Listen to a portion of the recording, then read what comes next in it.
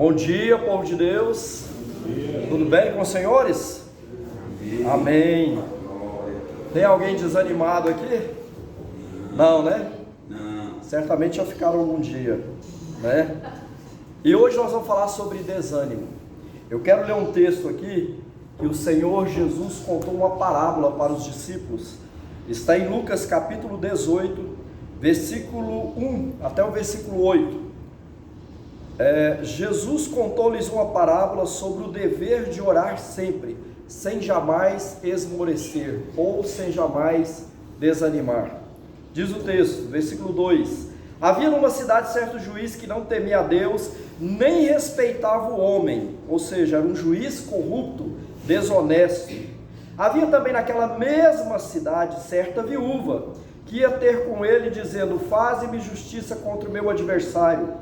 Por algum tempo não quis atendê-la, mas depois disse consigo: ainda que não temo a Deus nem respeito os homens, todavia, como esta viúva me molesta, hei de fazer-lhe justiça para que enfim não volte e me importune de novo. Disse o Senhor: ouviu o que diz o juiz injusto? Não fará Deus justiça aos seus escolhidos, que clamam a ele de dia e de noite, ainda que os faça esperar? Digo-vos que depressa lhes fará justiça. Quando, porém, vier o Filho do Homem, achará fé na terra? Pois bem, esse texto, ele enfatiza a questão de nós estarmos atentos, sempre orando, sempre buscando a Deus, sempre sendo proativo, prosperando, agindo, fazendo as coisas. Esse texto ele tem o objetivo de nos animar, de nos colocar à frente para as conquistas. Por que é que Jesus falou esse texto aqui usando uma parábola, contando a história dessa viúva e desse juiz que julgava as causas daquela cidade? Por que ele contou essa parábola aqui? Porque na verdade, quando ele escreveu contou para os discípulos essa parábola, faltava um pouco tempo para Jesus ir para a cruz, para ir para o Getsêmani, passar pelo sofrimento, passar pelos açoites, depois ser crucificado e morto. Então, na sua onisciência, ele bem sabia que os discípulos ficariam tristes, desapontados. Daí ele conta essa parábola para os discípulos. Também na sua onisciência ele bem sabia que a igreja do Senhor, que nós ficaríamos sem esperança, desanimados com relação à sua volta, para nos buscar um dia para os céus, para estar com ele nas bodas do Cordeiro.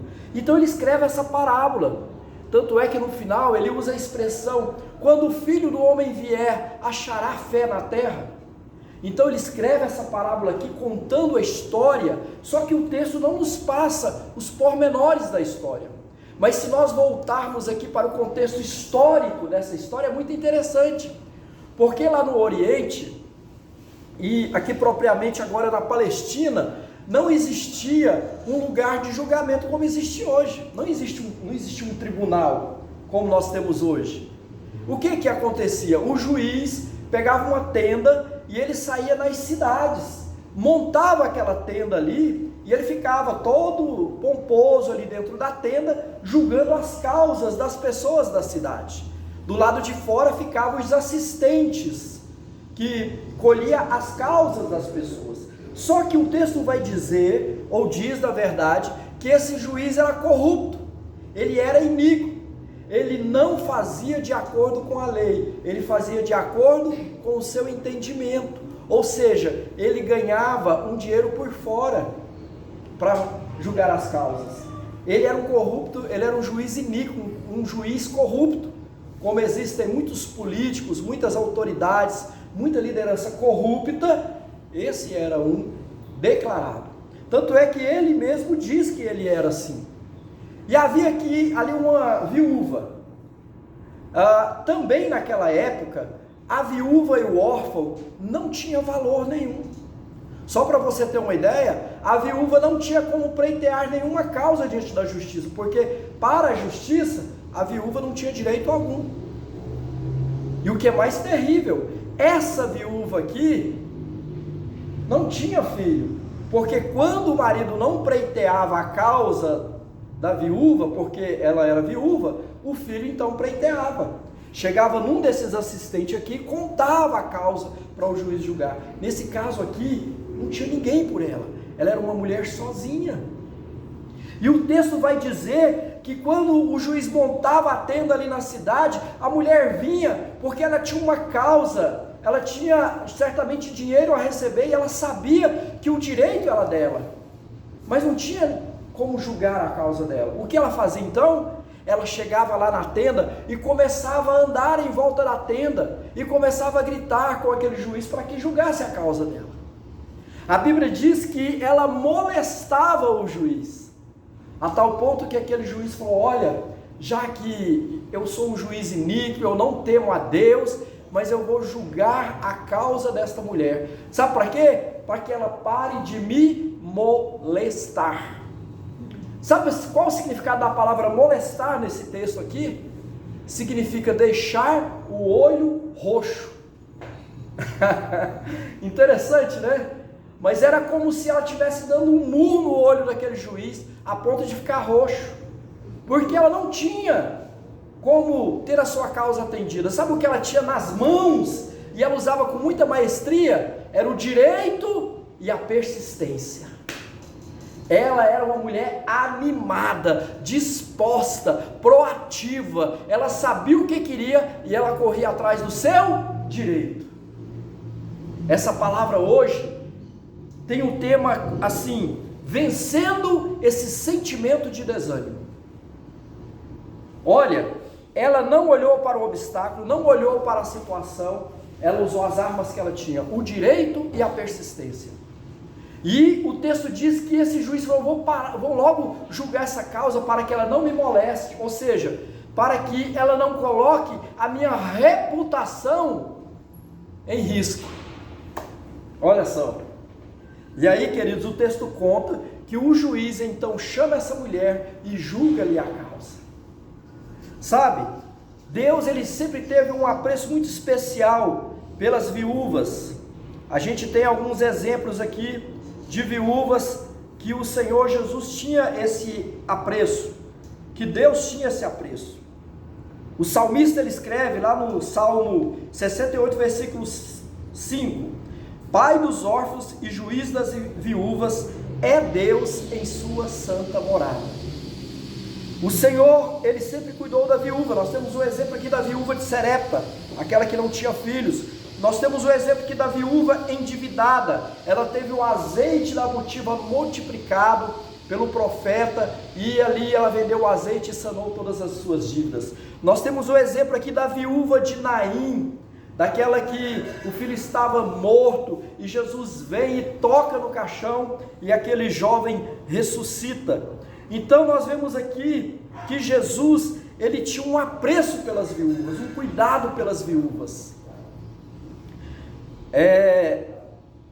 Mas o que nós vemos nesse texto aqui de Lucas, que também foi o evangelista que escreveu para os gregos, ele escreveu aqui declarando que Jesus era o Filho de Deus. Ele fala muito sobre o cuidado dos órfãos e das viúvas. E sabe o que representa hoje esse órfão e essa viúva? As pessoas que estão com as suas causas desacreditadas, com a sua vida desacreditada. As pessoas que estão vivendo por grandes problemas e grandes lutas. Porque eu perguntei aqui: alguém aqui está desanimado? Cheguei desde cedo brincando. E aí, animado, animada e tal. Por que eu falei assim? Porque é bem verdade que você hoje está animado, numa plena segunda-feira como essa, animado para o trabalho. Mas eu te pergunto, você já passou algum desânimo na sua vida? Porque a vida é muito boa para se viver, mas olha, a gente passa por tantas lutas, dificuldades, decepções, dores, que isso traz desânimo. Pode ser que quando alguém estiver vendo esse vídeo, eu estarei falando para um pai que perdeu um filho, ou uma filha, para uma mãe que perdeu um filho, uma filha de uma forma trágica.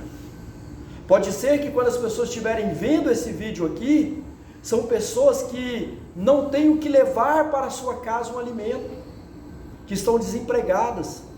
São pessoas que perderam casa, que perderam carro, que perderam dinheiro, que perderam bens. São pessoas que estão numa situação de câncer terminal. Mas eu quero te dizer, o Senhor Jesus está aqui para restaurar a sua causa. Ele olha para nós, Ele conhece as nossas dificuldades. Olha, tem um texto que eu separei aqui, que diz assim, o Senhor conhece a nossa estrutura e sabe que somos pó. Está no Salmo 103, versículo 14, Ele conhece a nossa estrutura.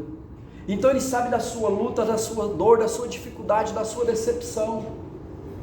Mas Ele está aqui para animar o seu coração. Amém?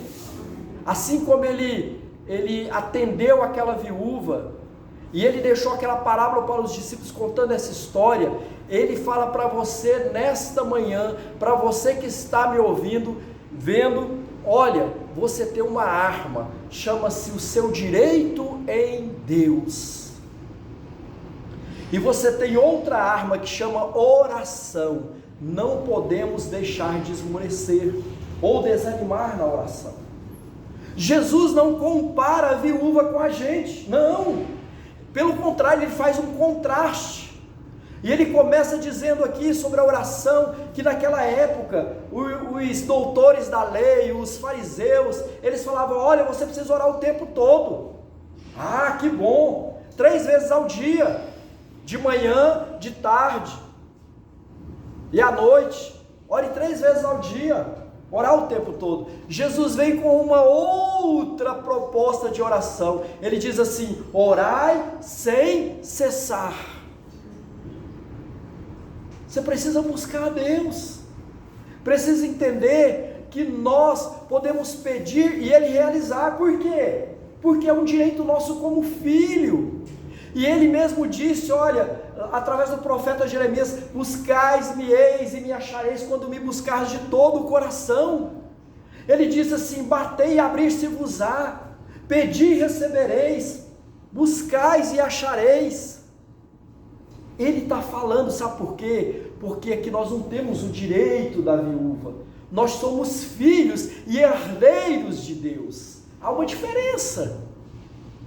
Ele faz um contraste, Ele não faz uma comparação. Ele diz, olha, se a viúva que era desprezada, ela tinha um direito, mas ela estava desprezada, ela estava sem esperança, mas ela não esmoreceu, ela não desanimou, ela buscou o seu propósito e conseguiu a resposta. Imagine vocês que são filhos de Deus. É diferente. Se nós vivemos muitas vezes em algumas desgraças, em algumas situações difíceis, é porque nós estamos desanimados com a nossa fé, com a nossa crença. E nós precisamos nos levantar em oração, em clamor, em busca de Deus, porque Ele está pronto a nos atender. Então, queridos, esse texto é muito interessante. O que é que nós aprendemos com esse texto aqui? É que, por certo, vai vir um desânimo para o seu coração, qualquer hora da vida, ou você já passou por um momento que você teve vontade de acabar com a sua vida. Mas olha, nós não podemos ficar parados, porque esse sentimento, ele vem e ele passa. Isso aconteceu com muitas pessoas na Bíblia e acontece hoje. Aconteceu com Moisés. Se Moisés tivesse parado no seu desânimo, ele não teria conduzido o povo de Deus pelo deserto. Se Josué tivesse desanimado, junto com aqueles 10 espias, eles não teriam entrado na terra de Canaã. Entende? Se os profetas tivessem desanimados, não cumpriria as profecias sobre o Messias e sobre o que estamos vivendo agora. Se os apóstolos tivessem desanimado, a igreja hoje não teria como base a doutrina dos apóstolos e não estaremos aqui hoje. Se o Senhor Jesus tivesse desanimado, não ia para o Getsêmani e ali sofreria a dor da separação de Deus pelo meu e pelo seu pecado. Mas eles não desanimaram. O que eu quero dizer com isso? é que esse sentimento de desânimo, ele vem, faz parte da minha personalidade humana, da sua personalidade humana. Nós passamos por desânimo. O que não pode acontecer é nós ficarmos presos a esse desânimo, preso a essa situação de desmaio, de fracasso. E o desânimo, ele tem mais ou menos, ele é como um desmaio. Quem já desmaiou aqui? Eu já desmaiei uma vez. É terrível. Eu estava no velório do meu pai, eu já contei um pouco da história, e durante o velório, muito emocionado, falando muito, eu entrei num estado emocional muito abalado, muito descontrolado, e eu percebi que eu fui perdendo as forças, e eu cheguei a comentar com as pessoas: olha, parece que eu estou indo embora. Alguém perguntou: como assim? E eu olhava para as pessoas e eu estava vendo elas longe de mim, e de repente eles me abraçaram, me pegaram, e eu fui sumindo, e eu desmaiei. Gente, é horrível desmaiar. Não desmaie, é ruim demais. Falei: meu Deus, onde que eu estou indo? Eu queria reagir, mas não conseguia. Quanto mais eu queria reagir, mais eu me desfalecia. Aí depois eu acordei, deitado numa cama, e um monte de gente perto de mim. Sabe o que acontece? Muitas vezes as lutas, as dificuldades, as enfermidades, os problemas relacionais, os problemas de fórum sentimental, talvez a pessoa perdeu o amor da vida dela, faz você ficar desmaiado, e você não tem ânimo. Jesus, ele está dizendo aqui, que estaria conosco todos os dias até a consumação dos séculos. Ou seja, ele sabia que você e eu iríamos passar por esse sentimento de desânimo, esse sentimento de derrota, de perda, mas ele falou: olha, eu não vou te livrar dessa situação, porque você tem a aprender com isso, mas eu vou estar com você. Então, quando você passa por um momento de dor, de luta, de dificuldade, você não pode ficar desanimado. Sabe por quê? Porque isso pode se tornar uma doença.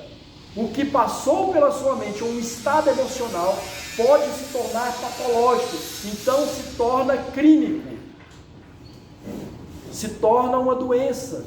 E aí você vai ficar com angústia, e a angústia vai trazer depressão, e a depressão vai trazer medo, e o medo vai trazer um lugar de morte, chamado lugar da solidão. Aí você vai querer ficar sozinho. Por conta de quê? Por conta do desânimo. Mas nesta manhã, eu estou aqui para dizer a vocês, e para você que estará me ouvindo, que o Senhor é o socorro bem presente. Amém. Na angústia. Salmo 46, versículo 1. Então não importa a situação que você possa estar passando, Ele está aqui para te ajudar. E qual é o tema? Como vencer o desânimo. Mas como, pastor? Ora, concluindo a nossa palavra nesta manhã, eu poderia lhe dizer assim: olha, se eu fosse um psicólogo ou um psicoterapeuta, certamente eu fazia um trabalho com você, né? Fazia uma psicoterapia com você. E também sugeria para você que está desanimado, que está triste, que está abatido, que não quer mais viver, eu diria para você: olha, vai pescar, vai andar de cavalo, vai jogar bola, vai viajar. Eu poderia dizer muitas coisas para você fazer. Se eu fosse um psiquiatra, certamente eu iria lhe fazer um receituário com alguns remédios para você tomar algum tempo, quem sabe até uma tarja preta para você dormir, porque você não consegue dormir. E aí com o tempo eu iria tratando você. Mas eu não sou psicoterapeuta, eu não sou psiquiatra, eu não sou psicólogo, eu sou pastor. E como pastor, eu quero te convidar a ler um texto comigo, que está em Mateus capítulo 11, versículo 28. Olha só que poderoso esse texto. O Senhor Jesus disse assim: vinde a mim, todos os que estão cansados e sobrecarregados, e eu vos aliviarei. Olha que bênção, gente. o médico dos médicos, o psiquiatra dos psiquiatras, o psicoterapeuta dos psicoterapeutas, o psicólogo dos psicólogos está dizendo para você: venha a mim. Eu sou o caminho, a verdade, a vida. Eu tenho um bálsamo para colocar na sua ferida. Eu sou o Senhor que te sara, o Senhor que te cura, o Senhor que ajuda a carregar as suas cargas. Clame a mim, me busque. Essa é a palavra de hoje. O que não pode é você ficar desanimado. O que não pode é você ficar triste, abatido, desesperançoso ou desesperançosa com a situação que veio na sua casa, que veio no seu lar, que veio na sua família. Você não pode ficar assim. E o Senhor te convida a se levantar hoje dessa situação. Amém? Amém. Queridos, quantas pessoas que estão vivendo luto nesse momento e se tornou patológico? Por quê? Porque já tem mais de 2 anos. Um luto que passa de 2 anos se torna patológico, se torna uma doença, e a pessoa está guardando ali todas as roupas, né? Deixando tudo ali intacto da pessoa que foi embora, do seu ente querido, e passa anos e anos, e a pessoa já não alimenta mais como alimentava, já não vai a lugares mais, porque chegando lá, vê a imagem daquela pessoa amada, e isso é patológico. Olha, essa pessoa que você tanto amava, que você tanto gosta, que você tanto conviveu com ela, está numa outra dimensão. A vida continua, e você não pode parar, você não pode desanimar, o Senhor é contigo. Amém. E se eu e você, nós estamos aqui, é porque o Senhor tem um propósito, e o nosso propósito é ser luz na terra, é ser sal, é pregar a palavra do Senhor com graça, autoridade e poder, palavra que cura, que restaura, que levanta o caído. O Senhor colocou essa palavra na minha e na sua boca, e Ele quer te levantar, para que você seja esse protagonista, para que você seja esse arauto dele nesse momento. Amém? Amém. Venha ao Senhor Jesus, Ele pode sanar todas as suas dores, motivar o seu coração e trazer ânimo e fé para você. Que Deus abençoe você, a sua casa, a sua família, e muito ânimo, coragem, disposição. Amém? Deus nos abençoe, em nome de Jesus.